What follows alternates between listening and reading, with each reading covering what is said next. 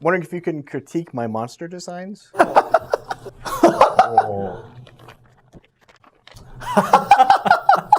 It's walking, isn't it? I don't even understand where the bones go. I'm not sure what's going on with the neck there, and I have no idea how this thing would attack. Ladies and gentlemen, it's the month of frequent news coming at us from all directions like a blizzard sent directly from the Hoarfrost Reach. Today we saw an interview with an Iceborne director and producer. But what do they actually talk about? Without further ado, here is the 15 new things revealed about Iceborne. Number 1. Iceborne is approximately this big and has approximately this many new monsters. Now, if we use Einstein's theory of relativity and apply it to the distance between the developers' hands, considering the velocity of their arms at the time and accounting for wind, I'd say that's a lot. Like a lot. Maybe Iceborne won't be quite Generation's ultimate level of having every single monster crammed in, but considering all the flagships we've seen appearing in the new world and just the sheer number of announced monsters we already have 2 months before release and on a map that theoretically opens up a lot more throughout the story, not to mention the fact that the old maps are getting new visitors like Nargacuga, and he's just the start, because Number 2. approximately 50% of the Iceborne story will take place in the old maps, the ones we have come to know and love, the places that we have lived, and the places where we have died, and the places where we brought death to others. The most interesting part of this to me is the considerable size of the Hoarfrost Reach. With it being that big, and with that many monsters that we know about so far, how can a whopping 50% of the story happen in the old maps? Well, I won't speculate too much on the story side of it. The implication that it has on both monsters and the maps themselves is quite interesting. If 50% of the story happens on old maps, it wouldn't be a particularly unreasonable assumption to say that 50% of the monsters coming to the game will probably also be on old maps. After all, every monster in Monster Hunter World showed up in a quest at some point in the story, even if the objective of said quest wasn't to rip it to shreds. So assuming that figure is accurate and assuming we keep seeing new monsters announced at their current rate, where will they all sleep on the old maps? Hopefully, somewhere new. That's right, my true hope is that this leads to the expansion of the older maps, add some new zones, hell, maybe even an entire new level to some areas, and with all the new monsters, either full new or returning, Capcom could easily justify the changes as a simple environmental reaction to the new inhabitants in the area. Number 3. More room customization. There will be a new room for the players to sit in the new base of Celiana, and it will have way more customization than the old rooms. No more are the days of wishing you could indulge in your decorative passions while playing Monster Hunter, because soon you'll be able to. Significantly so. And hey, maybe we can even kick out the housekeeper and the Palico so we can actually have a nap without them staring at us. Number 4. It's not called G rank anymore, because Master rank is cooler.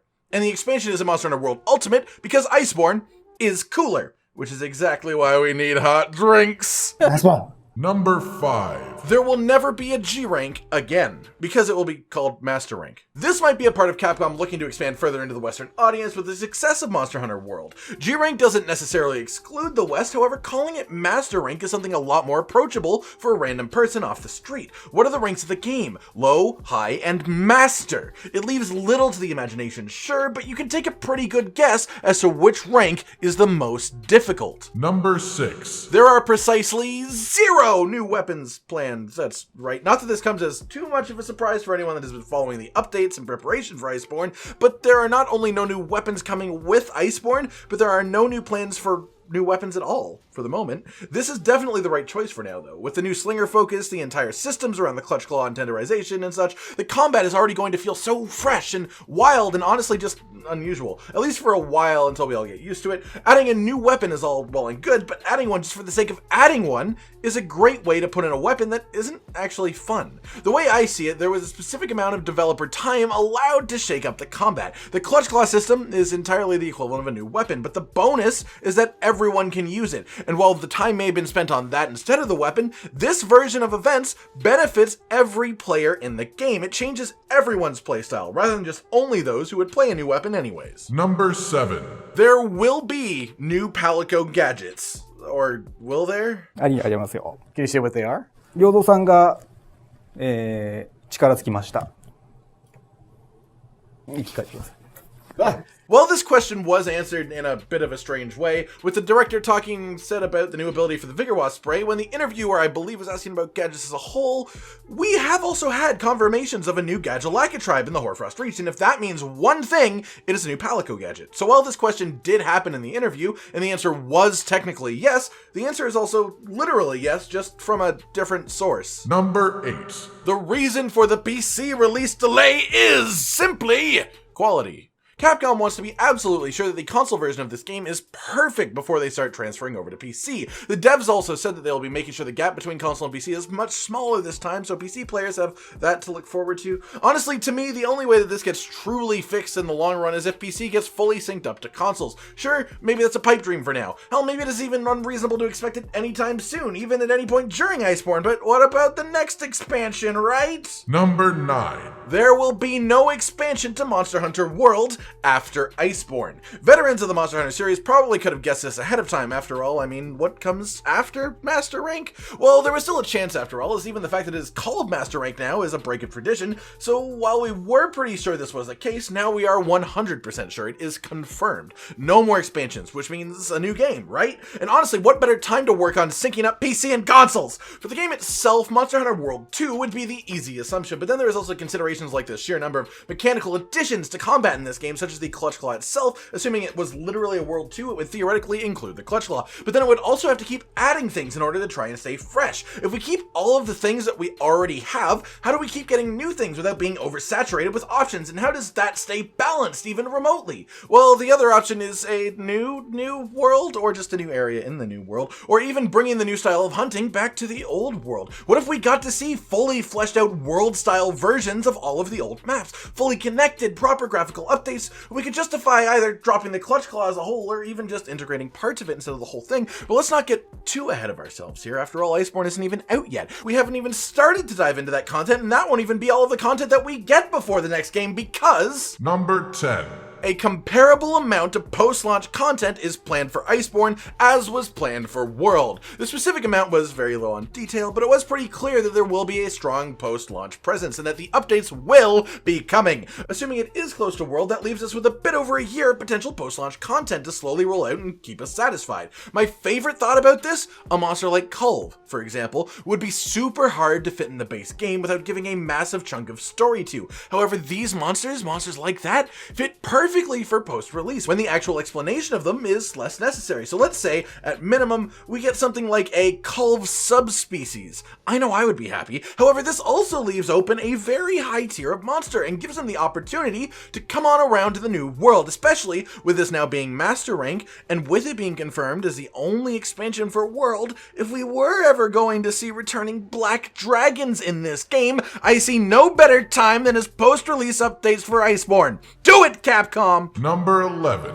Players who do not own Iceborne will still be able to play with players who do own Iceborne. But what exactly does this mean? Some things are easy to lock off, the new map, Master Rank, new monsters, but some of the changes affect the game all the way down to its core. So what will happen to the people who own World but don't purchase Iceborne? My guess? The Clutch Claw. It would make sense for the general update build of the game to have all of the weapon changes, the slinger changes, the Clutch Claw, all of that, and just lock off the portions that people haven't bought. You can't have two different builds of the game if you want to let these people play together, and the effort required to lock the Clutch Claw within the new build would probably be significant. And why would you go to significant lengths to do that when allowing base game players access to the Clutch Claw is in itself just fantastic marketing? I mean, having played the beta and now no longer being able to, I can't express how much I miss that thing. And if there is anything to get you pumped to see what else Capcom has added to the game, I think the Clutch Claw is the perfect choice, especially because Number 12.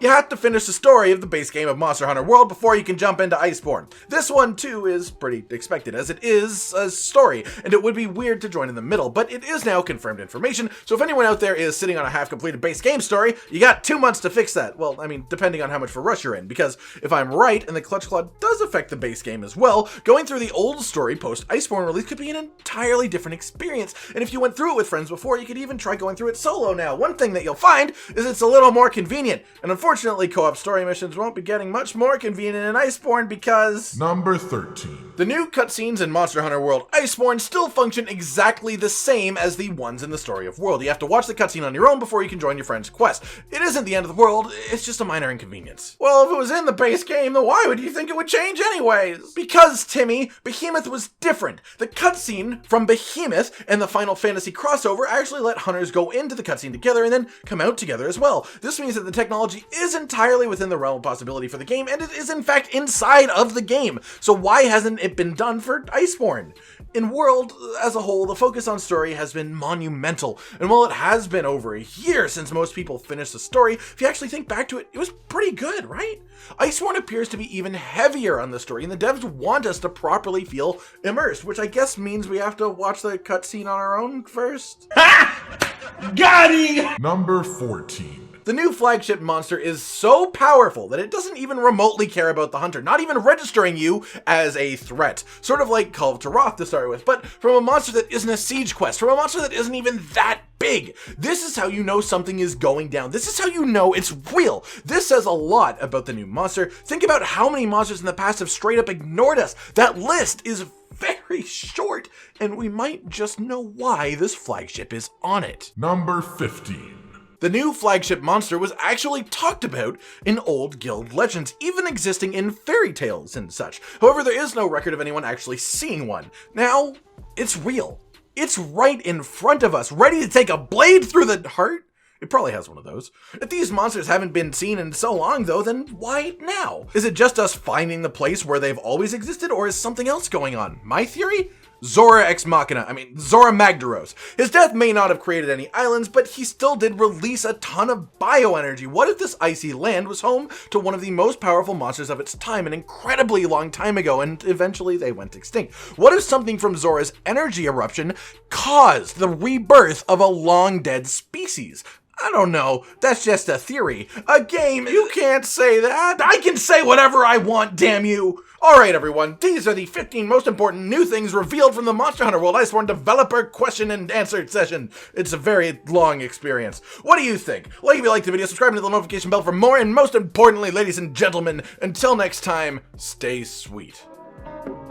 This is the brand new outro to tell you all the things that you do that we love, so let's start with something simple and say, oh, we love your eyes. When they're watching us play video games, when we make a bunch of jokes that are kinda lame, or when they gaze upon our failures as we try to kill the monsters or important news about the Kingdom Animalia. Rage, Continent, Hollow, we're all here, talking about the things you want to hear. So if you want to be the first to hear, like and subscribe and the bell and we'll cheer. Some of you are patrons even though we are all the noobs and you're the pros. There's nothing we can do to thank you. No, really, there's nothing we could possibly do. Goodbye.